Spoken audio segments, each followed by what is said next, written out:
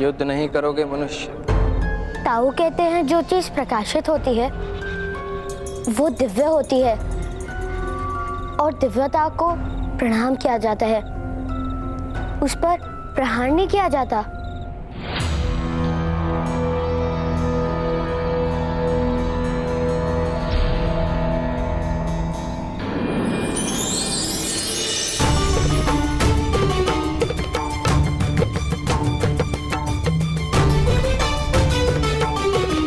उचित ही है बालक, तुम्हारे प्रहारों का मुझ पर कोई परिणाम नहीं होगा।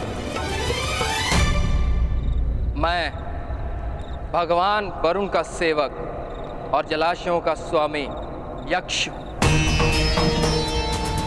यहाँ मेरा साम्राज्य है। यहाँ आने वाले जब तक मेरे प्रश्नों के उत्तर नहीं देते, जब तक उनके उत्तर से मुझे संतोष नहीं मिलता, मैं उन्हें मुक्त नहीं करता। मेरे प्रश्नों का समाधान अगर कोई नहीं कर पाता तो मैं उसे मृत्यु दान देता। यदि कोई पशु जीव जंतु यहाँ आए तो आप उनकी भी मृत्यु कर देंगे? पशु जीव जंतु आदि तो ज्ञानी हो ही नहीं सकते। तो ज्ञान कैसे प्राप्त होता है? गुरु के पास विद्या संपादन करके। किंतु जिसे गुरुकुल जाने की अनुमति ही ना हो तो? अपने अनुभव से भी विद्या प्राप्त कर सकते हैं। किंतु मैं तो बालक हूँ। मेरे पिताश्री कहते हैं कि बालकों को ना ही गुरुकुल का ज्ञान होता है ना ही अनुभव का, इसलिए बालक का ज्ञान ही नहीं अबुद्ध होता है। अज्ञानी और अबुद्ध में क्या भेद है महाशय? अज्ञानी वह है जो सीख कर भी कुछ नहीं सीखता, ना अपने गुरु से ना अपने अनुभव से, और अबुद्ध वो है जिसने अभी सीखना आरंभ ही नहीं किया। तो मैं क्या हूँ? तुम अबुद्ध हो। मैं अज्ञानी नहीं? नहीं। तो अबुद्ध को प्रश्न करके क्या लाभ? आपने मेरे सारे प्रश्नों के यथार्थ उत्तर दिया है। मैं आपको मुक्त करता हूँ। मूर्ख बालक, तुम मेरे बंधन में हो। तो फिर आप मेरे प्रश्नों का उत्तर क्यों दे रहे थे? क्योंकि तुम अबुद्ध हो और मैं ज्ञानी, और ज्ञानी का कर्तव्य है अबुद्ध को ज्ञान देना।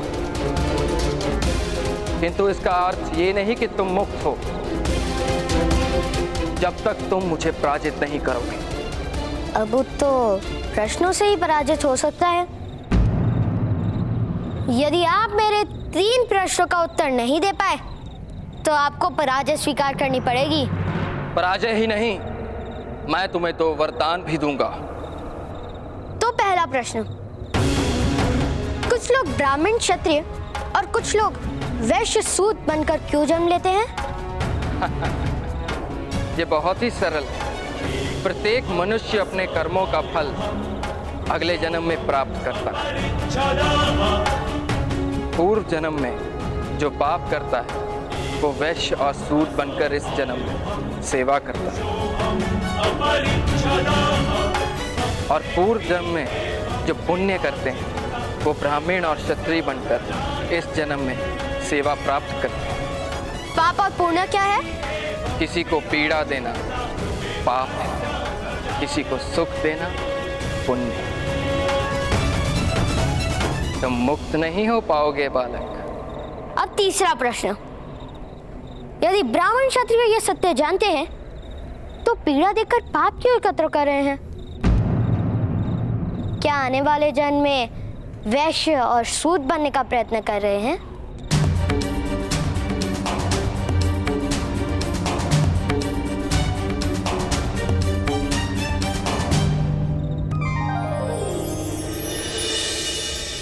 बहुत बुद्धिमान हो बालक। महर्षियों ने कर्मों का सिद्धांत मनुष्य को सिखाया ही इसलिए था कि मनुष्य एक दूसरे के साथ शोषण ना करे, किसी को दुख ना पहुंचाए। किंतु बालक, आश्चर्य है, शास्त्रों को जानने वाले ब्राह्मण ही कर्म के सिद्धांत की अवहेलना करते हैं और नीची जाति का शोषण करते हैं। तुम्हारे प्रश्नों का उत्तर मेरे पास नहीं है बालक। तो फिर आपको मुझे एक वरदान देना होगा। आपने जो इस जलाशय को सुखाया है, आपको इसे फिर से भरना होगा। किंतु बालक, वरदान प्राप्त करने से पूर्व तुम्हें एक बात समझनी आवश्यक है। ये जलाशय मैंने नहीं सुखाया और ना ही किसी चमत्कार से सूखे। ये मनुष्य के कर्मों से ही सूखते हैं। मनुष्य के कर्मों के विरुद्ध प्रकृति का ये कोप है। तुम्हें दिया हुआ वरदान मैं निषिद्ध नहीं कर सकता, किंतु अब इस जलाशय का जल किसी को सुख नहीं दे पाएगा।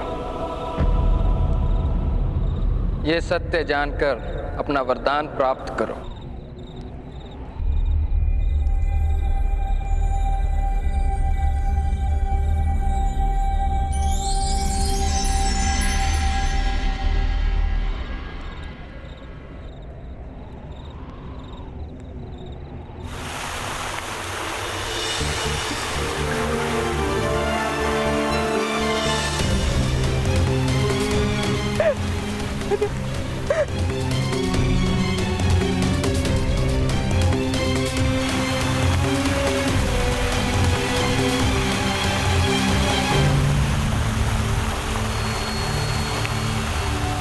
ये किस प्रकार संभव है?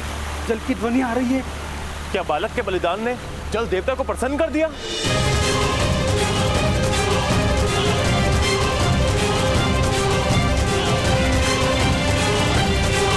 नहीं, मेरे कान का बलिदान नहीं हो सकता है।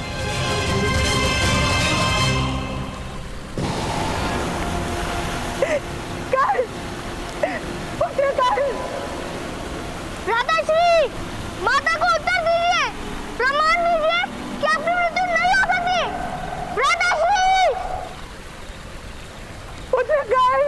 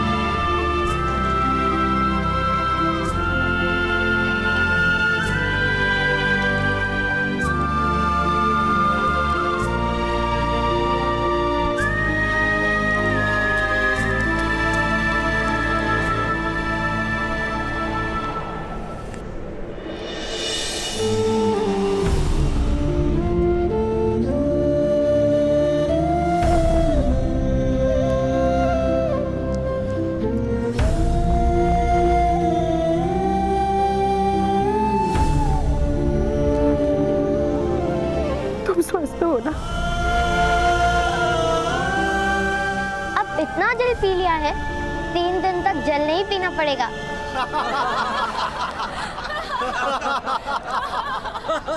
भाइयों, इस अतिथि के नन्हे से बच्चे ने तो चमत्कार कर दिया। अब हम सूतों के पास 2 जलाशय हो जाएंगे।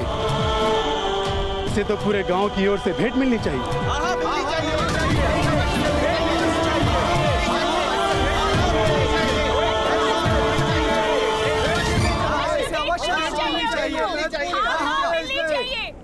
तुम्हारा नाम क्या है बालक?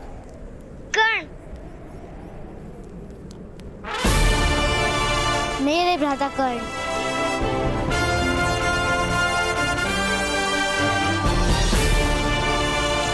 कर्ण नाम है तुम्हारा? कर्ण का तो अर्थ होता है काटने वाला, और तुमने तो वास्तव में भूमि को काटकर जल की धारा बहा दी।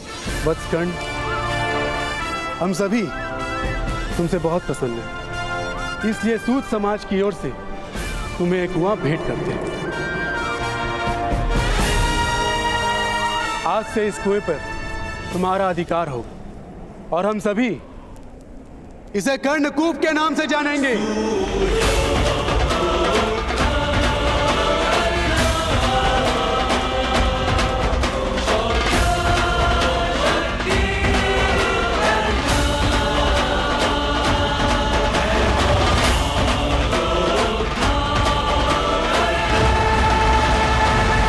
क्या आप सत्य में इस जलाशय पर मेरा अधिकार स्वीकार करेंगे?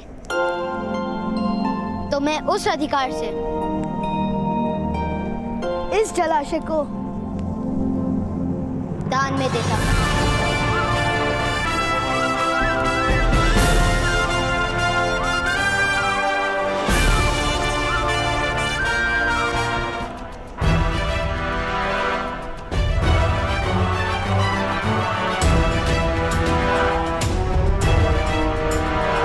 लोहार समाज हमारे कुएं से जल प्राप्त करने के लिए हमें धन देता है। क्यों? उनके पास अपना जल स्थान नहीं था, किंतु सूख गया।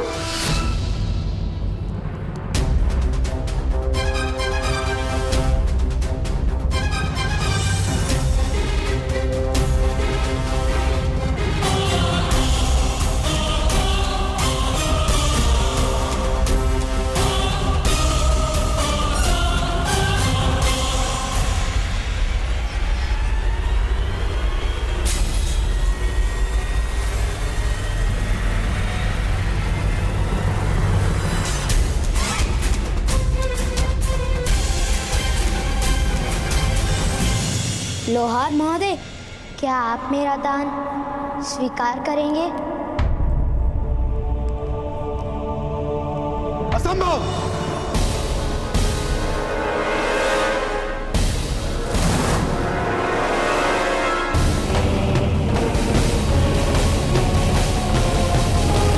इस जलाशय पर लोहारों का अधिकार कभी नहीं हो सकता।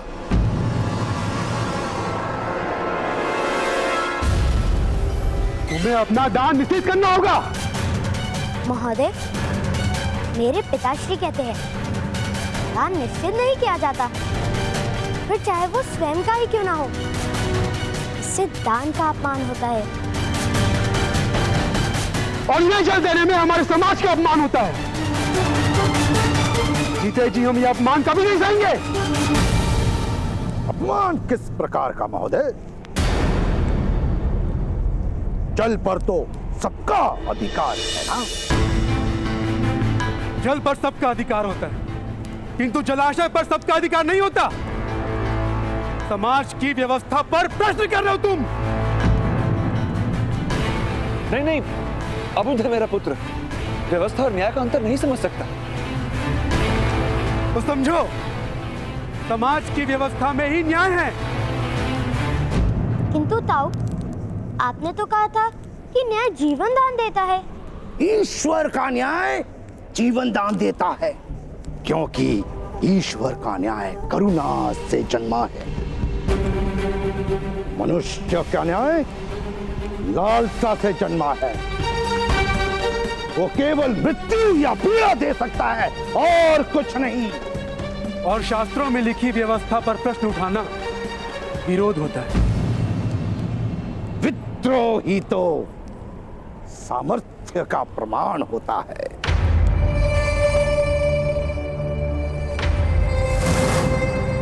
तो मैं विद्रोह के लिए सज्ज हूं।